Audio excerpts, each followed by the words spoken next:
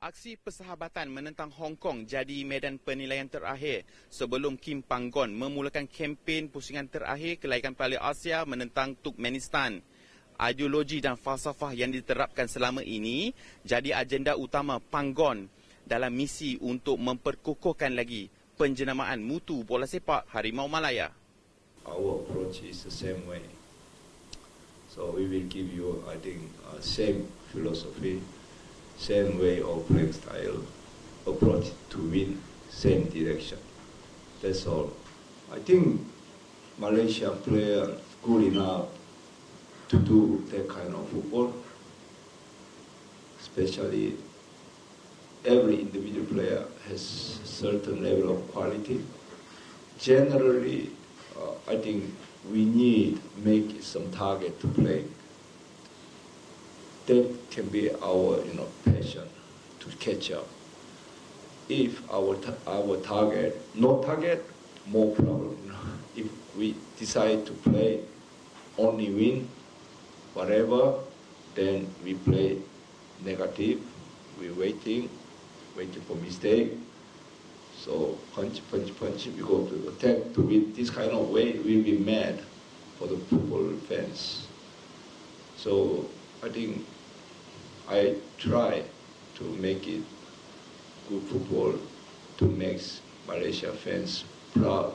Sementara di kem Hong Kong pula menjadikan aksi persahabatan ini selaku kayu pengukur buat para pemain yang dahagakan aksi kompetitif. Apatah lagi saingan utama Liga Hong Kong terhenti lebih awal sekaligus menyukarkan Ketua Jurulatih John Henderson untuk melakukan percaturan pada aksi ini dan sudah pasti pada ketika yang sama John Henderson enggan terlalu membebankan para pemainnya dalam misi meraih untuk keputusan positif. Yes, in the beginning it was difficult because the condition was not good. And I have my idea, how I want to play, my tactical idea, but I couldn't push them so much because the condition was not so high. The last 3 or 4 head coaches, they have more a defensive style, they like to play defensive football, stay in the back, play on counter-attacks. This was with Kim like that, it was for the next coach like that, and the last head coach before me, Mixu, do the same. And they don't get so many good results out of this playing style. So that's why I coming here to try to change a little bit, to try to play a other style, what we maybe see tomorrow in the state. Aksi persahabatan Malaysia-Hong Kong jadi pertemuan dua pasukan di fasa yang berbeza. Jika skuad negara berada di fasa yang terakhir dalam misi memperkukuhkan identiti penjenamaan bola sepak Harimau Malaya, lain pula ceritanya buat kem Hong Kong yang mahu lari dari stigma terlalu bertahan di kubu sendiri. Karl Nunes, Nadi Arena.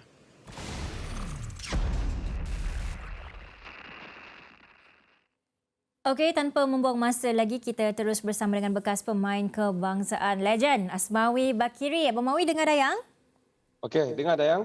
Alright, okey. So, kita flashback lah terlebih dahulu ya.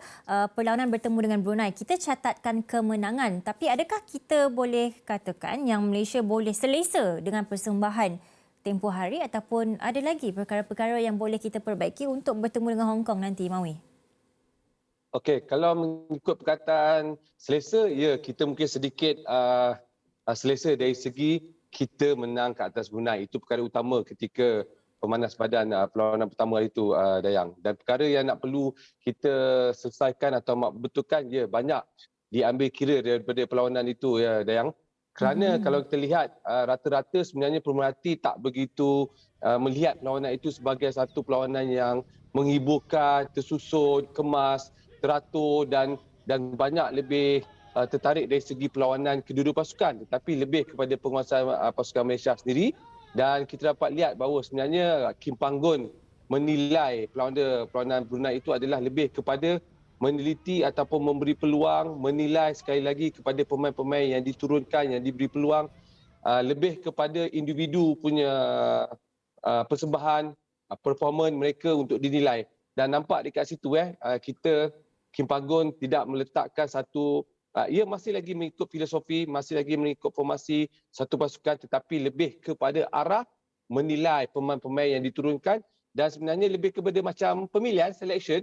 Dia nak tengok pemain tu apa yang dia lakukan dan itu yang lebih penting untuk Kim Panggon menyusun pada perlawanan pertama kerana pasukan Brunei. Okey, since kita dah sentuh juga tentang individu-individu dalam pasukan kita ya. Di bahagian serangan untuk posisi penyerang utama, adakah kita patut ataupun harus ataupun boleh berikan peluang kepada Dipola ataupun kita just stick je dengan plan asal, kita guna saja Syafiq Ahmad and kita carry on je, Mawi? Okey, kalau kita sentuh di bahagian atas tu, di bahagian striker, di bahagian menyerang tu betul, kita akan termasuklah cerita di Paula ni kerana dia berada di posisi itu dan dia perlu sekali lagi ada perlawanan sebelum perlawanan seterusnya, ada pada perlawanan besok ni, ya dia patut diberikan peluang bermain kerana kita masih nak melilai lagi, nak melihat lagi di mana kemampuan sekali lagi di Paula walaupun menjadikan gol mengikut sepakan penalti, yang lebih penting dia menjadikan gol, 1 assist untuk Faizal menjadikan gol, itu cukup terbaik untuk dia dan mengatakan di bahagian attacking sebenarnya bukan saja di Paula, kita sebenarnya tertarik kerana ramai pemain-pemain yang ada di situ seperti Arif Aiman masih lagi boleh diturunkan, Akia, Faizal, Darren Lock, Mat Yo sendiri dan Kogi. Yang lebih menarik saya lihat dekat sini Dayang, Syafiq Ahmad konsisten menjadikan gol dan saya jangkakan ya, Syafiq Ahmad perlu dikekalkan, perlu diletak sebagai satu penyerang utama, target man di atas kerana konsisten dia menjadikan gol. Dan lebih tertarik Dayang, saya tambah sikit apabila berlakunya 4-0 ini, hasil jaringannya datang daripada 3 pemain attacking termasuk penyerang, 1 pemain daripada midfield, Syamil Kuti. So, satu petanda arah baik di mana Kim Panggon menggunakan kesempatan kelajuan, target off scoring, pemain yang boleh menjadikan gol berada dalam satu tim ataupun diturunkan untuk menjadikan gol.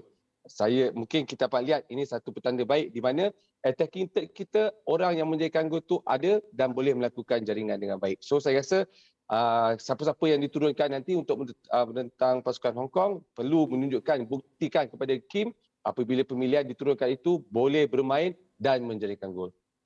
Okey, tadi coach John Henderson juga mengatakan bahawa cabaran untuk dia membentuk pasukan kali ini sebab dah lama tak beraksi dalam aksi yang kompetitif. So, adakah Malaysia perlu ambil kesempatan atas kelemahan pasukan Hong Kong ketika ini, Mawi, untuk catatkan satu lagi kemenangan yang selesa? Ya, perlu mengambil kesempatan dengan apa yang tidak lama pasukan Hong Kong untuk buat persiapan ini dan mereka juga mencari rentak, mencari peluang untuk menambahkan kemenangan untuk membetulkan pasukan juga untuk kembali Asia. Kita perlu ambil kesempatan ini. Perlu menang, sekali lagi peluang ini diambil kerana kita ada satu perlawanan yang baik. Kita menang dengan Brunei tempoh hari, ada konsisten. Yang penting kita tengok Kim nak gunakan pemain siapa untuk diturunkan lawan Hong Kong nanti. Dan pada masa sama, kalau bercakap pasal Hong Kong ni sebenarnya kita tak boleh ambil mudah sekali ini Dayang. Cukup berbeza berdepan dengan pasukan Brunei. Kali ini saya lihat Hong Kong, walaupun jurulatih mereka ni kali pertama bawa pasukan perlawanan persahabatan ini di peringkat tertinggi ini, kita jangkakan mereka juga ada pencaturian yang baik. Kerana pemain-pemain yang berada dalam pasukan Hong Kong ketika ini jangan pandang mudah. Mereka ada 7, saya ingat 7 ke 8 pemain yang memiliki status naturalisasi yang baik, ada bermain sebagai satu kelab yang sama, itu kelab KCFC, dan pemain-pemain import ini atau pemain ini sebenarnya ada nama besar dan mereka ada personality dan data statistik yang baik. Mereka ada di bahagian goalkeeper, mereka ada di bahagian pertahanan, mereka ada bahagian attacking dan kawasan tengah. So saya rasa ini pasukan berlainan imbangan pemain yang ada dalam pasukan Hong Kong untuk menentang Malaysia. Dan sebenarnya kita juga perlu menurunkan pemain yang terbaik. Mungkin sedikit bayangan, dapat gambaran pemain utama yang akan beraksi pada perlawanan pertama kelayakan Piala Asal nanti. Dan yang lebih penting, of course, main di tempat sendiri, kita perlu kemenangan. Walaupun jarak ranking 147, 154 untuk kita perlu menang untuk menambahkan ranking. Yang lebih baik perkara ini sebenarnya, sekali lagi, soalan Dayang bahawa kesempatan perlu diambil pasukan Hong Kong kerana dia baru nak siapkan tim, dia baru nak bermula. Kita dah melangkah mungkin 1 tapak, 2 tapak dan perlu kita melakukan tugasan besok dengan lebih baik. Alright, tapi Dayang yakin Kim Panggon pasti sudah lakukan research tentang pemain-pemain ni walaupun mereka ada nama-nama besar katanya kan. Kita dah lakukan research, kita boleh berikan aksi terbaik nanti. Terima kasih Mawi atas perkongsian anda.